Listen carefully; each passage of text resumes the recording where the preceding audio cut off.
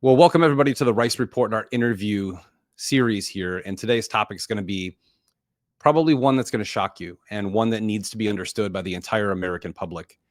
We live in a time of great darkness. And the darkness is not just in the areas in which you see. Primarily, the darkness in this country resides in the shadows. And those shadows are darker than you can imagine.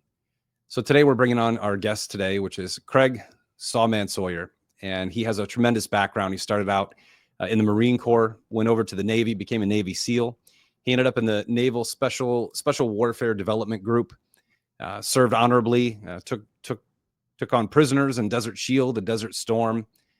And then his life changed when he got some information from a friend of his in intelligence. And I kind of want to let you walk through that process, Craig. So thank you so much for being here today. And I'm really I got to say this, of all the guests I have, normally I would say I'm really looking forward to learning this information. Today, I'm not.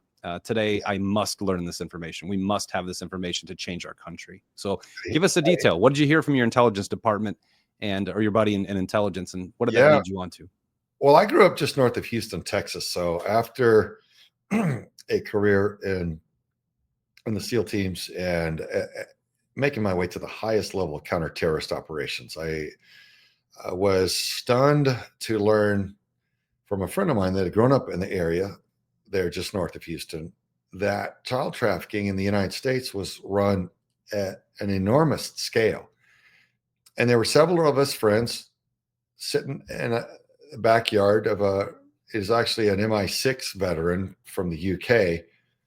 And we were burning cigars out by his pool in the back and in our hometown. And we were talking about current events. And one of them from the CIA said, Craig, this area has become the hottest epicenter of child trafficking in the U.S. And I'd heard of the term child trafficking, but I hadn't seen it. I'd seen a lot of injustice around the world, and I'd operated in 60 countries around the world, and I'd seen all kinds of things, lived in war-torn cities and countries, and dealt with all of that. But I had him unpack it a little bit, and he started explaining to me that it's run a lot of different ways. There are different motives for people harming children, and that, but it's all bad for the little ones. And having come from a covert background, I realized as he was describing this that child trafficking is a covert operation run domestically here in the U.S. at industrial scale. So child trafficking now is generating more revenue than all pro sports combined. That's a lot of money. If you've ever been to a major pro baseball game or football game, you see just the amount of money, the billions flowing. And you have to imagine how many children have to be sold and harmed for it to generate that much money, and why. And so I started looking into it, and I quickly realized the thing that I needed to do, how I could fight against it the most effectively, would be to recruit 340 million Americans to all rise up and say no more. This is not going to be okay. And to do that, I would have to expose it. And I went through my list of options, and I realized making a powerful, accurate documentary and showing the American people would be the most effective way at exposing this covert crime.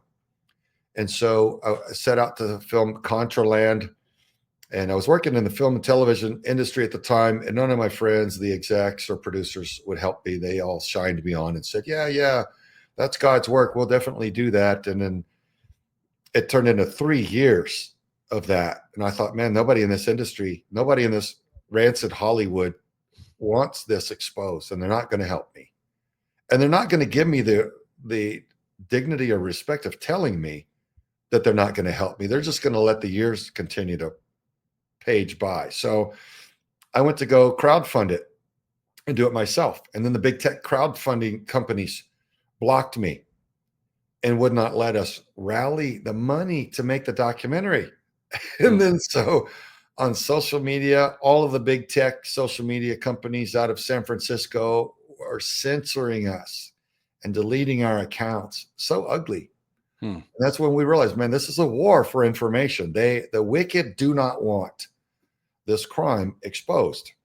and they're willing to break the law and expose themselves in covering it up, but in their desperation. So I realized, man, this is going to be harder than I thought, just to get the truth to the people.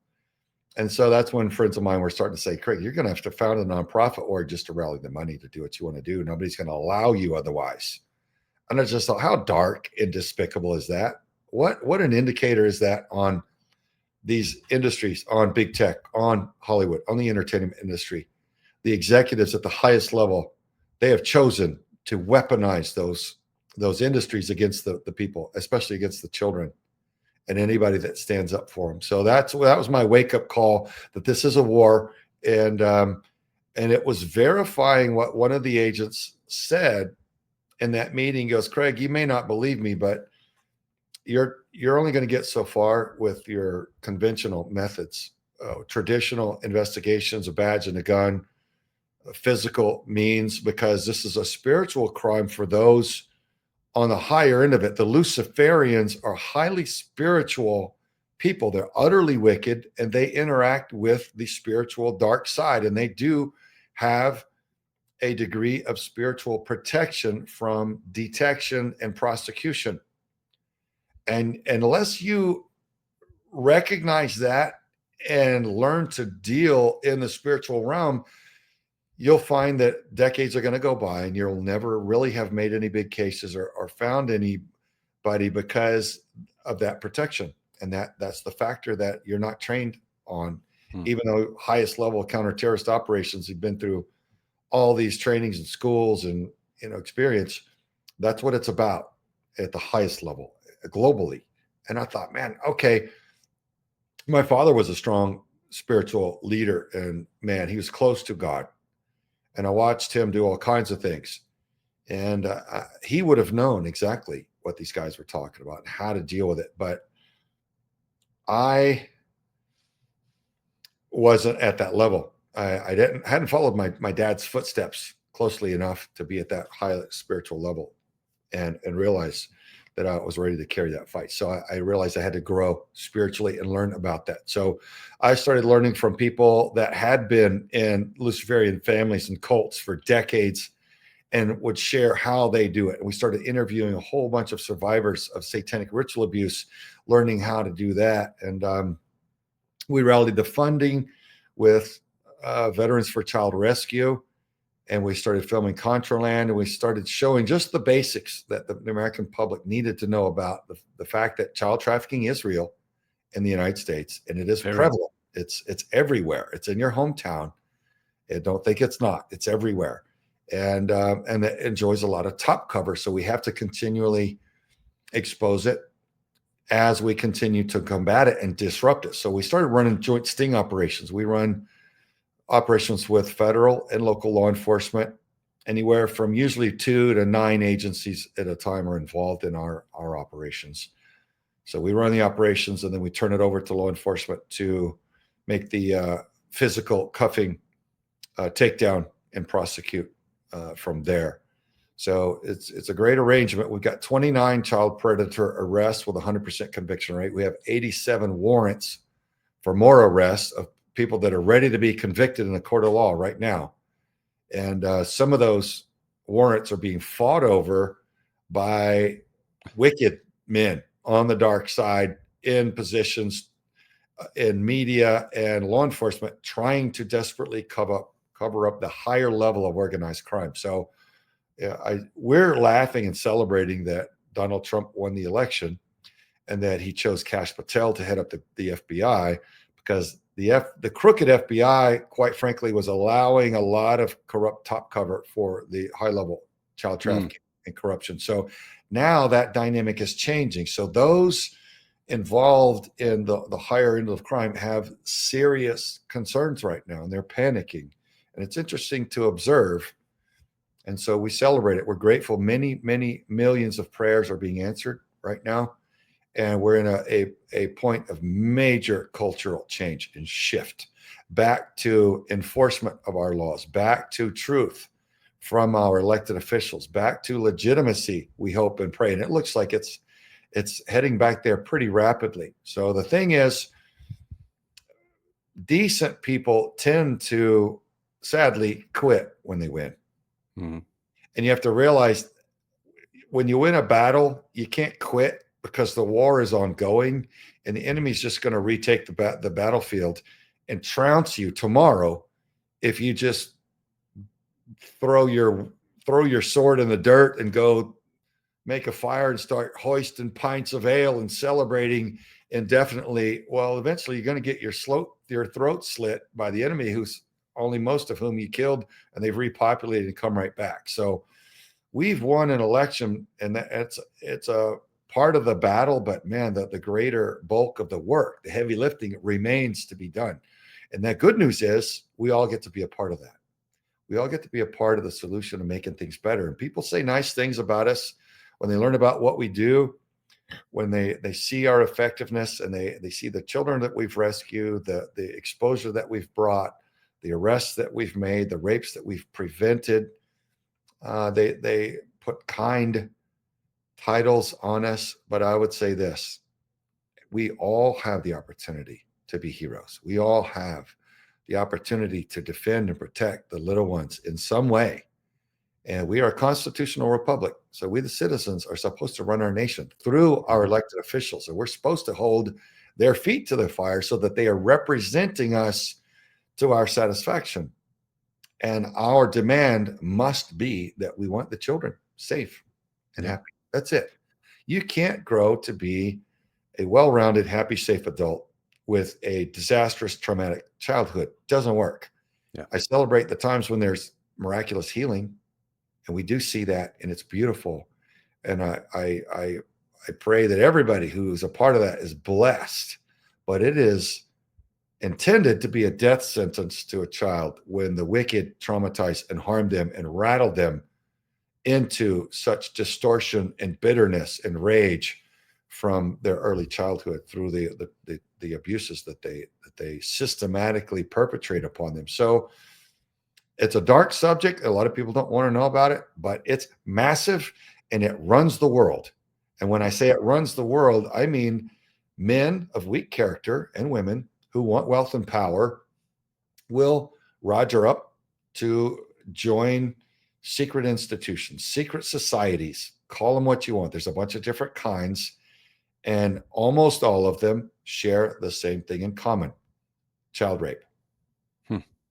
Either part of their initiation to get in the club or part of their continuing religious, Luciferian or satanic religion of harming the children for spiritual benefit on the dark side. And therefore, you're willing to do that, and that guarantees the other members in the club not to be compromised and exposed and arrested.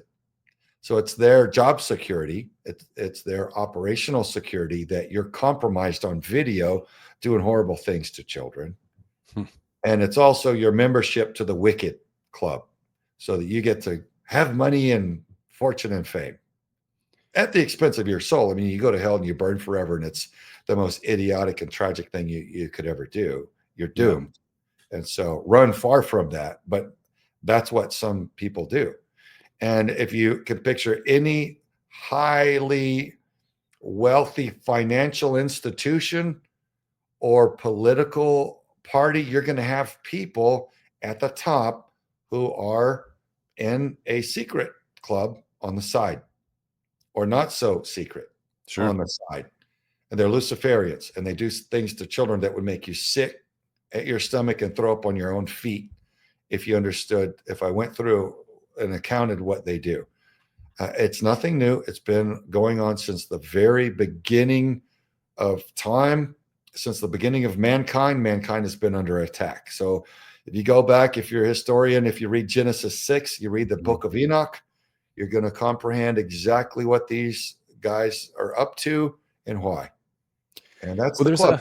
We're up against that. So now we're trying to rally everybody to awaken to the situational awareness and see it and take action against it.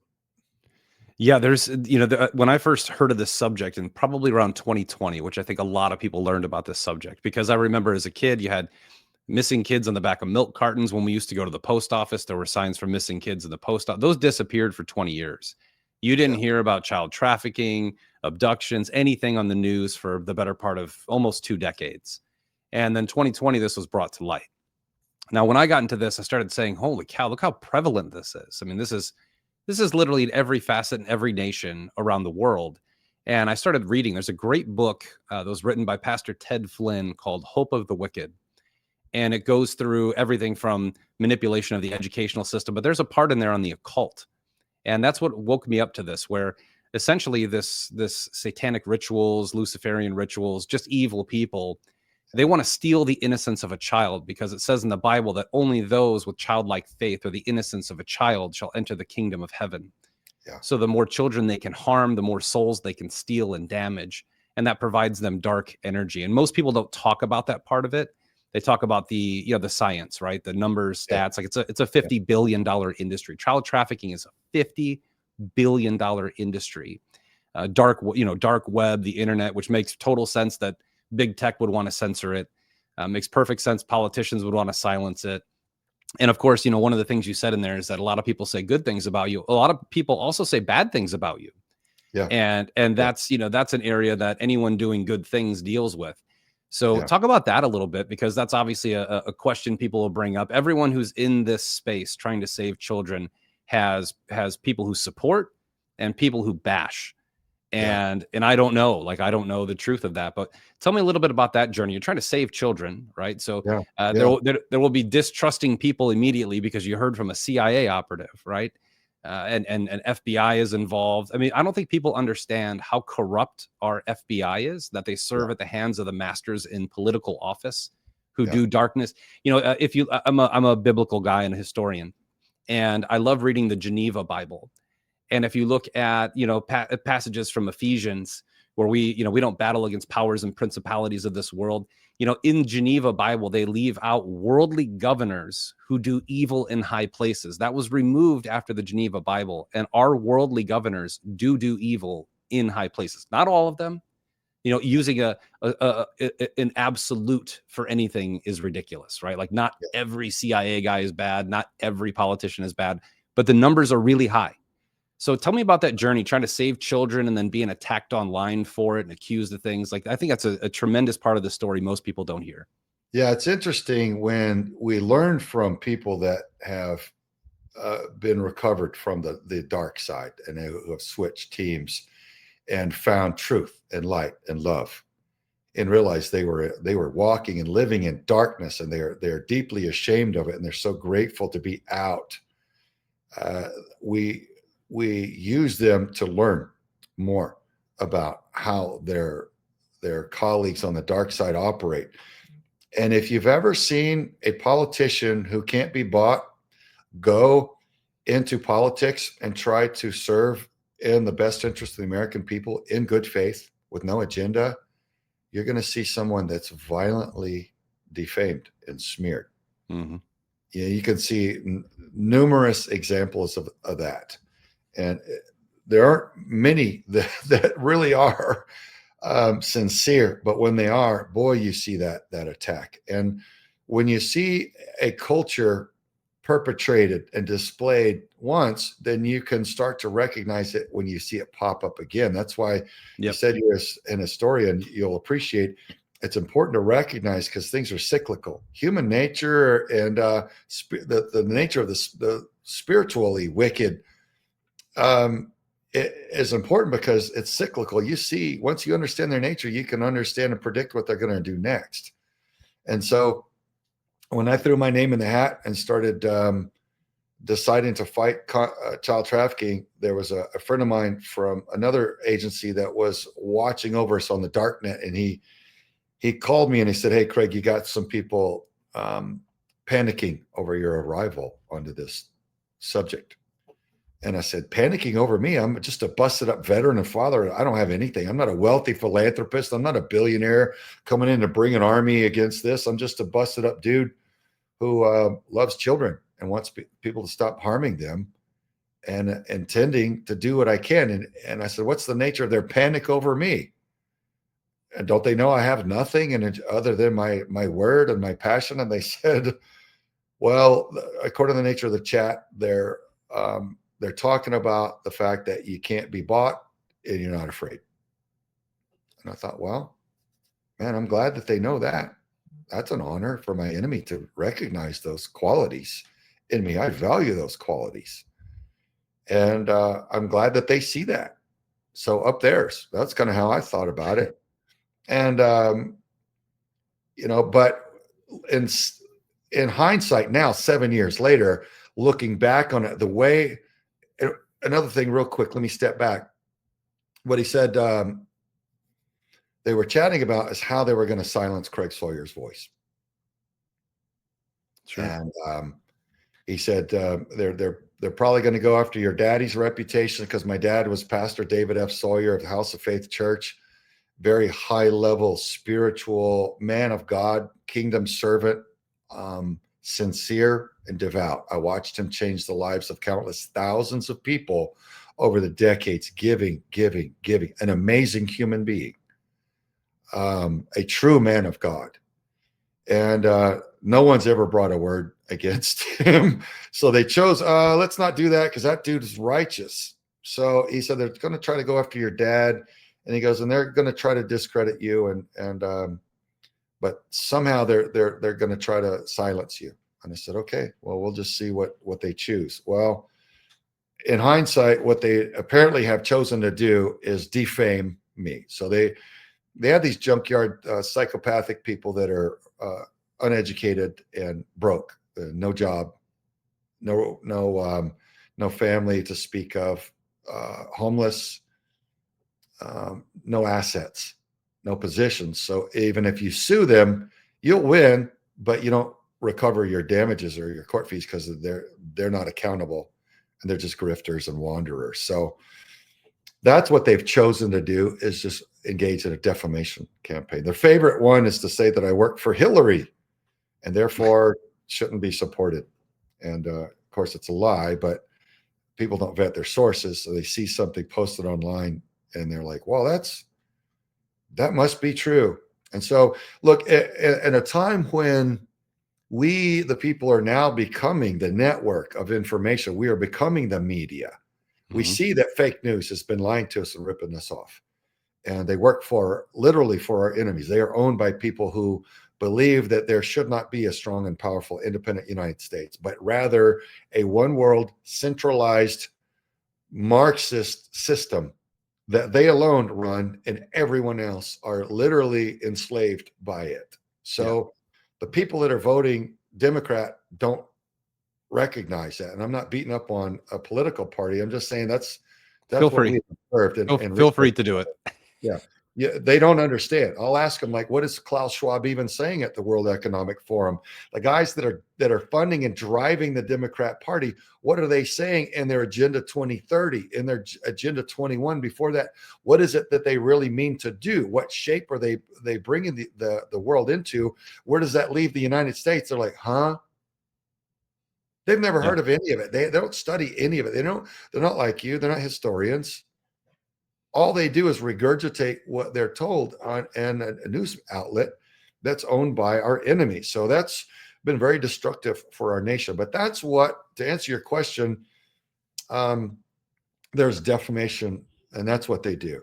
So we have to learn to vet our sources. We need to simply learn, now that we're going to be the media, we see that the legacy can't be trusted. If we're going to share information, we need to learn to be diligent at it, so that we're not sharing garbage and misinforming each other, and thereby harming ourselves with a loss of accuracy and truth. Value, just in the intelligence community, you value a source based on accuracy over time. Yes. If you provide me information, man, and it's spot on every time, your accuracy rating is going to be very, very high. But if it's garbage, I'm going to discard you pretty quick. And they're good at that too. They're good at giving you.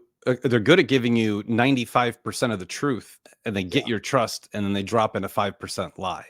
Yeah, that's how psychological operations work. And it's so just to clear on the record, did you work for Hillary? No, never worked for her.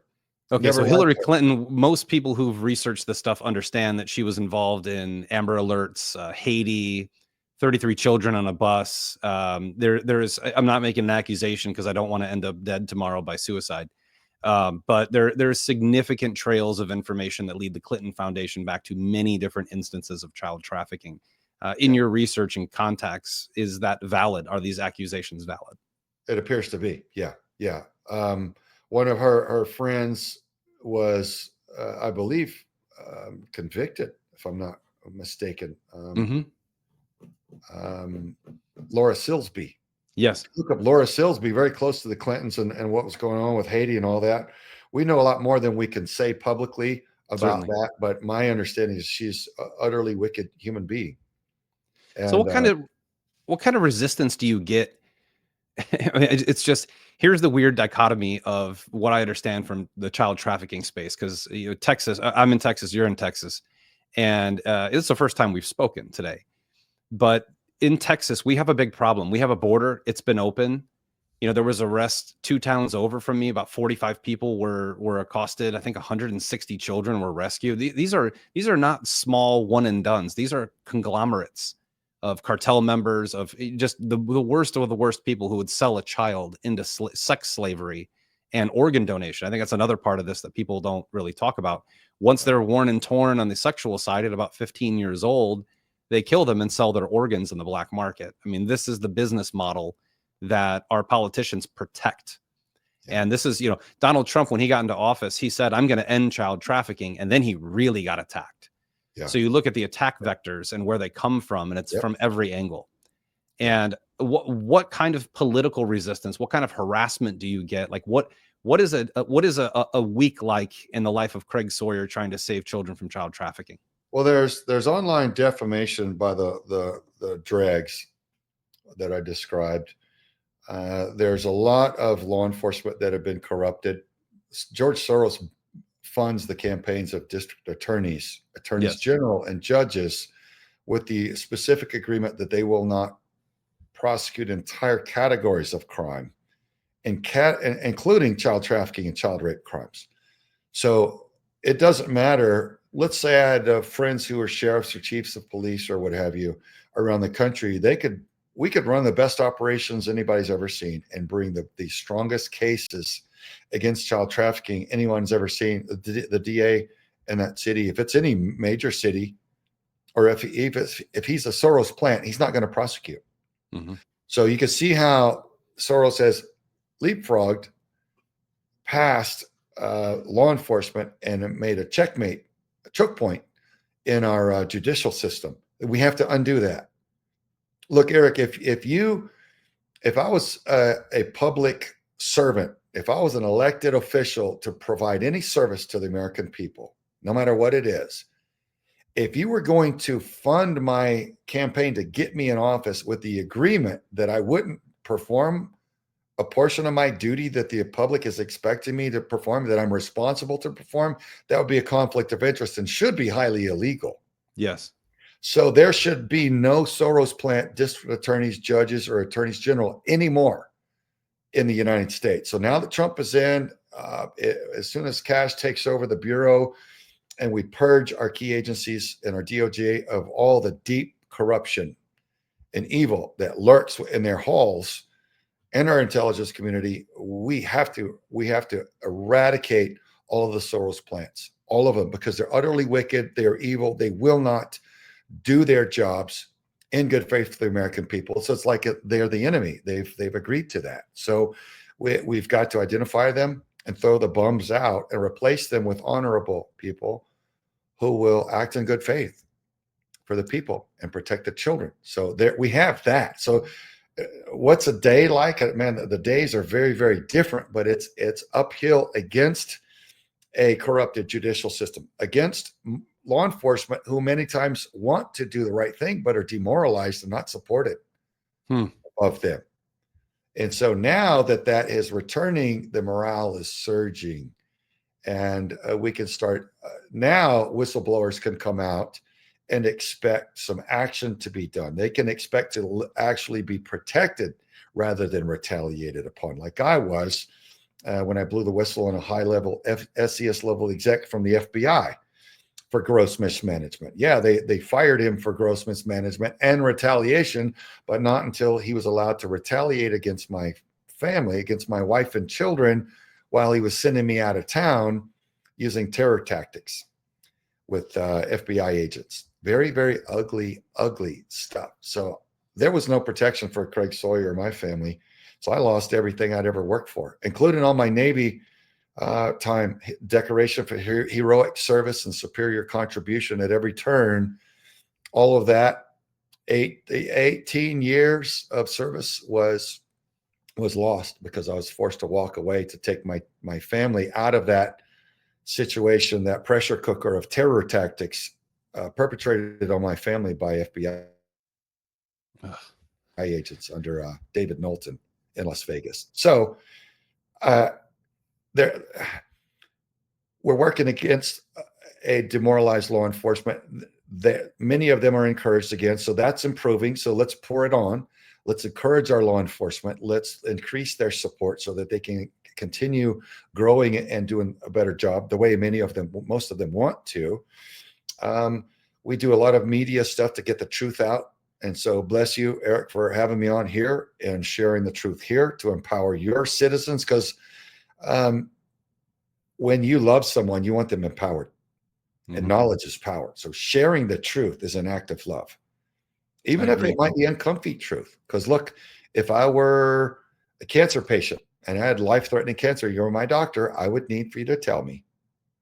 Even though it wouldn't be comfortable news, it would be empowering, because then I could be alerted, awakened to it, so I could choose what type of response I wanted to make against it. Yeah, absolutely. Change it, right? So that's what we do. We get the word out. We run joint sting operations with federal and local law enforcement. We put the predators away. We put them in prison to rape no more. We train law enforcement and others. We do a lot of public speaking at different venues, churches, and interview a lot of people and conduct a lot of surveillance and investigations, gathering evidence for larger and larger networks of these criminals and some of these major institutions that are highly corrupted and are Luciferian at the top, even though some of them are under the banner of Jesus Christ, sadly enough. And that's what Satan does. He distorts and he infiltrates and he perverts and he poisons that which is righteous and holy. So there's some religious institutions that even Jesus Christ is in their name of their religion. Their top number of elders are robe-wearing, Luciferian, child-slaughtering scumbags, and their people don't know about it. Below a certain rank, they're never made privileged to that. And here's something else I want to bring out. In investigating this and interviewing hundreds of people, we're seeing that so many are so loyal to an institution, whether it be a religious brand or a family name or a federal agency. They're so loyal to that, they don't give a dang whether or not children are being tortured to death en masse. They just care about the reputation of the brand that they're out to protect. Mm-hmm. And I would say, careful with that. Careful with that. When you stand before your creator, that's going to be an ugly day, because I can guarantee you he's not about that. That's right. He said, unless you become like one of these little ones, like one of these precious, loving, trusting children, you're not even going to come into my kingdom. So don't you keep them from me. And woe unto those who causes one of these to stumble, who offends one of these little ones. And I looked up the word offend just out of curiosity. And it says to cause bitterness or resentment in. So if you look at the way that you're supposed to be, gratitude, compassion, and love, the way that Jesus Christ showed us to be, Yeshua, when he walked this earth, he demonstrated how to do it, because people were getting it all wrong. They were so legalistic and they're following the letter of the law, but they were cruel and hateful to each other. He's like, no, you're not understanding. Like, more like this is the way, right? The Sermon on the Mount twisted their minds around. They couldn't even comprehend it. Like, what? It's my favorite part of the Bible. So he showed us the way. So we have to be like that. We have to grow to be like that. And we have the opportunity to choose to be like that. But when you're in trauma, when you've been the victim of extreme cruelty and torture and abuse and abandonment and rape and defilement, it drives these children down into a state of resentment that causes that resentment in, that bitterness in. And instead of a high vibrational, beautiful love and trusting state, they're driven down into a low vibrational bitterness, fear state, anger, and all of that stuff. That's the kingdom of hell. So it's almost like you're dealing with the two kingdoms according to which emotional states, which mental states you occupy. And I think that's more important. It's important for more Christians to realize. If you're following the letter of the law, but it's not in your heart, it's not in your spirit, you're not wanting what your Creator wants, you're not aligning your heart with His heart, then you're missing it. It doesn't matter if you just obey the rules out of resentment and I can't even drink and curse and beat my wife because the rules are against it. So I guess I won't, but I sure want to. That's not the intention. I heard the 10 Commandments described more recently as not, you better do this or you're going to get in trouble. It's like when you follow my heart, son, daughter, when you model your desires after my heavenly desires, then you'll see that you won't be doing these list of things. Yes. You won't be breaking these commandments because you're vibing with me. You're loving with me. You're wanting good things with me. You're pursuing that which is wholesome and good. And you'll notice that these 10 commandments, those aren't part of your life because your heart is being modeled after your Creator. So that's why the wicked traumatize the children. I believe Satan wants that. Yes, and they steals their innocence. Yeah. And and they also want to steal that energy. They want to steal that power and that energy that is in the young, the little ones. And because on the wicked side, you've got the fallen angels and their abomination offspring. And their abomination offspring are dead, and they're now the demons. So they were never sanctioned. The fallen angels were never meant to mate with human females, and their offspring were doomed before they were ever even conceived. And they are demons, and they are like their daddies in that they hate mankind, they hate the Creator, and everything that they motivate or inspire leads to sickness and death. And so they want to traumatize and drag the most highly loving and trusting ones on earth, the children, drag them down into that ugly, bitter fear and resentment state that they occupy. So it's a war over that, really. And that's really well put, because the word war is what we live in. Yeah. Earth is in between heaven and hell. And heaven existed before earth, and heaven, there was a rebellion, and the rebellion, the angels were cast upon the earth, and they were given, the devil was given dominion over the earth. And then you have the demons that serve their master of the devil, and they actually cannot physically harm us in any possible way. So our existence is, we are the cannon fodder in between heaven and hell, and the demons will try to possess and influence and counterfeit and deceive to get us to hurt others and ourselves as retribution against God for His purity. Yeah. And I think that is probably the most accurate. Somebody told me that years ago. I saw it in a couple of films as well, like described that way. It's a very good way to describe human existence. Yeah. Now, one piece of the Bible that I really want to get across with this interview, Scripture is quoted all the time, and I'm glad you're doing that, because I love intertwining this. More people who talk about God, your days get better. It's just better. And I'm very much a follower of Martin Luther, who believed in a very simple philosophy. He was excommunicated from the Catholic Church because he said, the church is a building, the Bible is a book. It's all about your relationship with God. And that offended the church, because it took away some control of the church over the lives, which is an extension of the Pharisees, who wanted to control everything with rules. Yeah, the Pharisees had a problem with that one guy way back when too, who upset their little kingdom, their gatekeeper status. Oh, and their bloodline, the Pharisee bloodline, is very much behind what you're talking about today. Very much behind it. Wow. And the mentality behind that has spread, and that's where you have the legalist opinion of things. I love that you use that word. Yeah. But the quote in the Bible that every Christian forgets, every Christian in today, and I have not heard this at a church in years. Everyone talks about the armor of God in the book of Ephesians. Everyone. That's a huge calling card, right? Well, go back a chapter. Go to Ephesians 5, verse 11.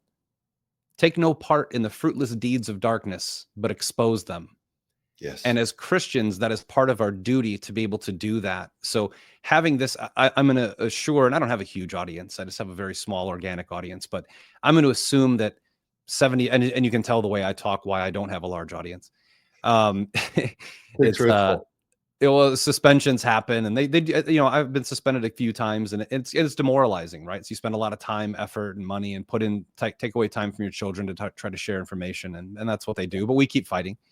But I think Christians around the world, I think most people listening to this podcast when it's released will have no idea that child trafficking is a $50 billion industry, that those who try to expose it face resistance at the highest levels of government and law enforcement. I would bet almost no one watching this today who doesn't live in, say, Los Angeles knows that Gascon, a Soros-appointed AG in that area, that he actually made it so difficult for the police force in Los Angeles over the past 4 years that early in 2023, they stopped arresting child molesters because no one was being convicted. They literally would get calls saying, I'm watching a child be harmed. Can you come to this location? The police would show up. They would stop what was happening, not arrest the person. And there's video. People have caught them on video. There are so many people like you right now that are popping up, former military, police, law enforcement, who see this stuff and going, you know what, I'm going to walk away from this cushy job. No one's doing anything about this. I'm going to do it privately. I know in Texas, there's at least 15 groups that have military guys that try to find these locations. That take months to vet them. And they kick in the doors with law enforcement. They do the job law enforcement would like to do if they had permission, and they make the arrests. And it's a 50-50 gamble. You don't know if those people will actually serve time or not. Most of them have been set free for the last 20 years. Yeah. And that is the moral rot of a society from the very core, is our inability to protect the most innocent. The weakest among us are the most vulnerable in America today. And I hope and I pray every day that, and I pray on my prayer group on Telegram every day, we pray for the victims and survivors of human trafficking, that their souls may be forgiven, that they may be released of their trauma, that they may experience joy on earth, because that's exactly what the devil tried to steal. Yeah. And more importantly, I pray that Donald Trump remains safe in this next 4 years, and that we see the largest barrage and crackdown. The border being closed opened the doors to this darkness. Foreign wars, I don't really care, honestly. Like, do you guys do over there what you've got to do? I want that funding to go directly towards getting rid of every single vile human being in this country that harms children at all, and especially the ones who do it for profit. Yeah. So I think we all applaud you for the work that you're doing. And I know it's hell. I know it's hell. When you expose truth, all of a sudden, everything gets turned around on you, that you're the bad guy. You're the one doing it. It's a standard rules for radicals by Saul Alinsky is the book, the playbook used in every category of America, because we are overrun by Bolsheviks. And that is where we are. Yeah. You'll be defamed. You'll be, there's lawsuits that we fight. We win. We've won every lawsuit, but it's, what have you won when they throw a junkyard dog at you, some scumbag who's got nothing, and he's a slobbering psychopath, and he's just posting video after article after video after article all day, every day, wallpapering the internet with it. And man, they'll censor you, but they won't censor him. Of course not. You beat him, and you can't even recover the cost of defeating him in court. So they know what they're doing, and it's ugly, man. But it's devil's a dirty lawyer. He's very legalistic and seeing what he can maneuver and how he can twist things around to get what he wants. And it's just such dysfunction. I'll never understand it. We study it so that we know your enemy, so that we understand what we're up against. But I'll never comprehend how anyone could be in paradise with the Creator and throw that away. Just and you're a military guy, so in our last few minutes here, we've gone through information, education, strategy, philosophy. Let's get tactical. What can America do? How can we become, obviously raising awareness is number one. We kind of forego that. We need to talk about these issues. If we don't talk about these issues with people, no one will ever know. Yeah. But let's assume we have raised awareness tactically. How can we spot these things? How can we contribute to alert the powers that will take action? And I assume, I hope under Trump that all powers will be, if we find these guys who've been hiding child traffickers and child molesters, I hope that the book is thrown at them to the furthest extent of the law. Yeah. But how can we be part of this? President Trump's already designated the Mexican drug cartels as international terrorist organizations. That opens up the entire JSOC war chest on them. In other words, it can look like a Tom Clancy movie with aircraft beyond your ability to see them. They're so high, dropping large munitions on the cartel's plantations and palaces and dropping them straight to the ground. Sending 105 howitzer rounds, 105s right through their vehicles and their motorcades as they roll around like the king thugs they've been, and they just get completely exterminated and vaporized everywhere they are. SEAL Team 6, Delta operators, snipers, lasers, all of the surveillance techniques that our intelligence community has to observe all aspects of the banking and the communications and the travel, all of it can be utilized to kill them. No longer do they get the pampering of a corrupt court system where they can take years and years of trials and all that. It's just they get bullets put through them and bombs vaporizing the buildings and the vehicles they're in. Done. So that's a fantastic surge forward, and something similar needs to be done towards the child traffickers, those who have committed to evil, to doing absolute catastrophic harm to our nation by destroying and slaughtering our children. Those people need to be designated something similarly, and our law enforcement need to have the gloves taken off and be freed up to go deal with them in the way that is necessary to get anything done about it. Because here we've been in the United States for generations and generations, and very little has been known about it, let alone done about it. So I think the public needs to be made aware through a mass media campaign, and all those who are in secret societies need to have their secret clearances revoked and their official positions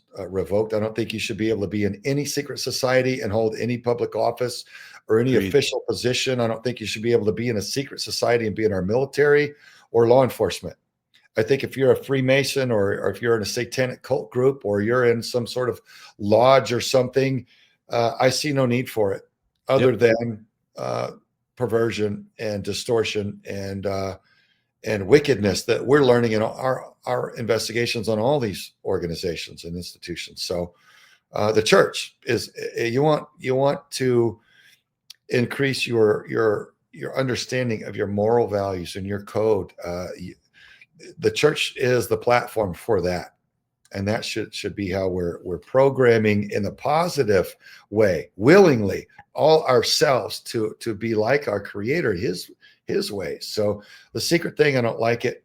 JFK warned us about it, and they murdered him. Yeah, a couple weeks later. Yeah, so we can do a lot. We can really. Our churches need to be cleaned out too, Craig. The churches need to wake up. Many of the churches are involved in these things, from what I understand. Spiritual leaders say that when they went through seminary school, they learned nothing about spiritual warfare. They learned nothing about Genesis 6. They definitely learned nothing about the book of Enoch. So they don't comprehend the war that the wicked are making on mankind, let alone the fact that war has cycled back and we're seeing it resurge again. So as it was in the day of Noah, so again shall it be. Well, they don't even recognize that we're in that same genetic warfare again because they don't know Genesis 6. So that needs to be, our seminaries need to be revamped empowered up with the whole truth. And our pastors need to be encouraged and inspired to step up and start empowering their people with that. And churches need to be unifying and praying very powerfully with hearts wide open for King Jesus's love to prevail, for the kingdom of heaven to be done on earth through us as it is in heaven. Because right now there's a little patty cake, sugar frosted prosperity gospel that's getting the church made irrelevant, and people are leaving the churches. That's And right. sadly, some are leaving the churches and going to satanic ritual groups or satanic groups because they want to exercise and delve into real spiritual power, and they're not seeing anything authentic in the church. It's dead. Fastest growing The religion meeting in the place, United States is Satanism. yeah, That is the fastest growing religion in America for the last 25 years has been yeah, Satanism. The first temple. Yeah, I'm in the Dallas area. I have personally seen, I've been here for 4 years. I've personally seen a dozen cars driving around with satanic temple logos on their car. The pentagram, the goat. They're yeah, driving around with it. Like we're tolerating this in a society. That is darkness winning. yeah, I completely agree that churches need to change their tune about this and let Christians get a little bit deeper into Scripture and understand what the armor of God is and the purpose behind the armor of God. Because spiritual warfare is far scarier. I've been involved in much of it for years. Far scarier than anything that'll happen on earth. And I do want to touch base on something. Opening up the door. I have a lot of friends. Many of them are retired tier 1 operators. I'm a civilian, so I don't know what that means.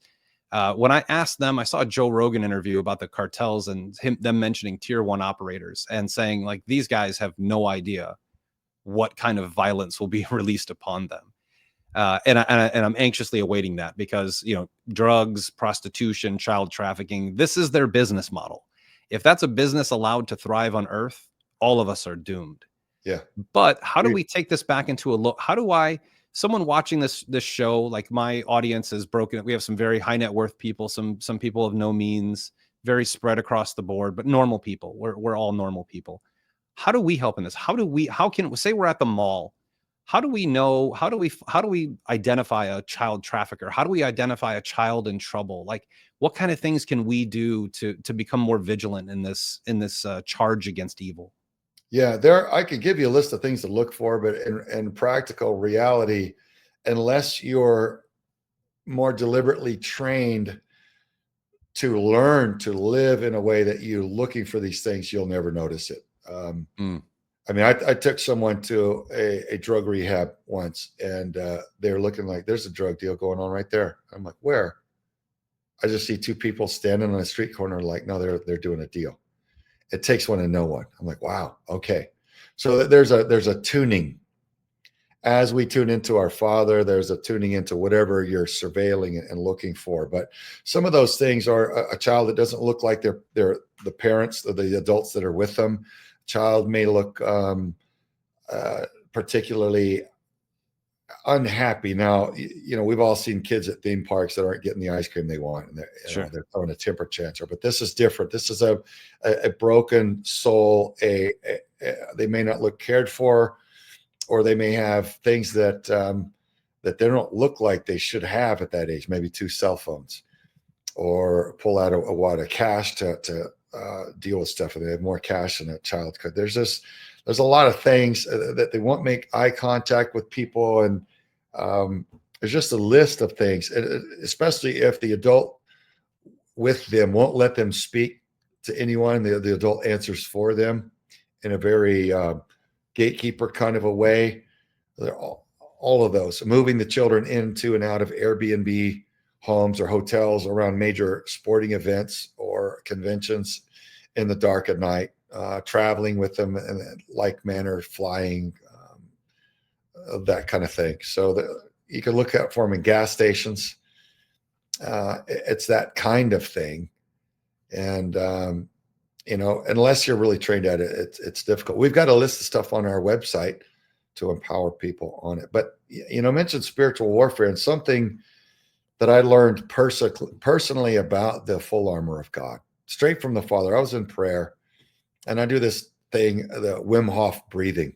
And it's a Hmm. system of basically hyperventilating and breath holding, but it really oxygenates your body. So it helps my temple, my physical temple, thrive and be healthy. And I pray while I'm doing this breathing. And I do it in the swimming pool because it's cool there, and I'm cooling my body down from having been in a little cheap zip up IR sauna that I do to melt away the inner visceral fat and detox. So I'm doing this thing for my physical temple, but I'm also praying. And I'm in this, I stand in the pool chest deep, and my hands are to the sky, and I'm just praising. I'm giving thanks to my Creator for His protections. And I'm like, Father, I see all these attacks still happening, these smear campaigns and these lawsuits, but I don't feel it anymore. Like I recognize but it's like these flaming arrows are coming, they're falling short. And these fiery darts are bouncing off. And what I learned, the thought that fell into my mind was, that's because you know me now, son. Hmm. You know that it's all mine. You know that I'm all powerful. I alone am the creator. There is nothing anyone can do against me except that I allow it in my will for the long-term good. So you're not worried about it, and it feels like it's falling short because your faith is strong. Your faith is strong because you know me. And I'm like, my shield of faith. And he's exactly. The armor of God, son, is not random. It's not randomly labeled. It's not the helmet of faith. It's the shield of faith, because that is what causes you to be protected from, and the things to bounce off of you that are being thrown at you by the enemy. Your faith that you know me, you know that I have you protected. That's why it's bouncing off. It's within you. How you are, son, on the inside is your power for your shield of faith. And now that you know me, that powers up your shield of faith. That's what it is. And I'm like, oh, okay, mind frag. That's beautiful. Thank you. So the full armor of God is not an arbitrary random list of things. It's the way that we relate to our Creator and the way that we walk on this planet as children of the Most High God, empowered with the knowledge of who He is and aligning our hearts with His. That is what powers up our full armor of God. And then we have our singular weapon, the one that Jesus Christ reached to Himself when Satan was in His ear after 40 days of fasting, tempting Jesus. What did He do? He reached to the word itself. It is written.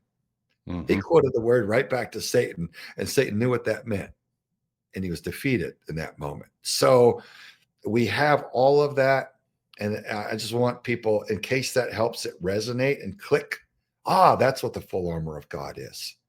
It's not a nursery rhyme or something. It's the way that we are on the inside, the way that our heart is, the way that our relationship is with the Almighty God, with the all-powerful Creator, the way that we relate to Him, and we choose to be, powers up our full armor of God, and that protects us from the wicked. Isn't that beautiful? That is beautiful. Yeah, absolutely. Well, Craig, this has been dark and light at the same time. Dark subject and a very light, inspiring ending. And I appreciate you bringing faith into this, because my whole podcast is about money, politics, and religion, and how all three should work together for you at all times. And of course, it's those are the three things you're never supposed to talk about. The fourth thing you're never supposed to talk about is the plague of child trafficking in America. So, Craig, how can people follow you, get more information on this, see that list that you're describing to help in the battle against this darkness? Where can they get a hold of you? Yeah, man, they can go to our website, v4cr.org. That's for Veterans for Child Rescue. Or you can even type in vetsforchildrescue.org. We've bought those domains, and it'll funnel you to our site. But you can go there, look at all the different tools to empower you with the knowledge of what's going on, how to get involved. You can choose your own lane of how you want to contribute to this cause, this effort. And man, it's addictive when you give a little good, when you're selfless, when you start helping others. It feels really amazing, because that's how we're wired in our DNA to function. It's not about money and greed. We need money to get things done in a lot of cases, but the real beauty is what happens on the inside when we do that. So there's a lot of that there. There's Contraland, our documentary. Please watch it. It will empower you with the knowledge of what's going on. And please pray over our nation. Pray for our incoming cabinet members and our leaders, our president.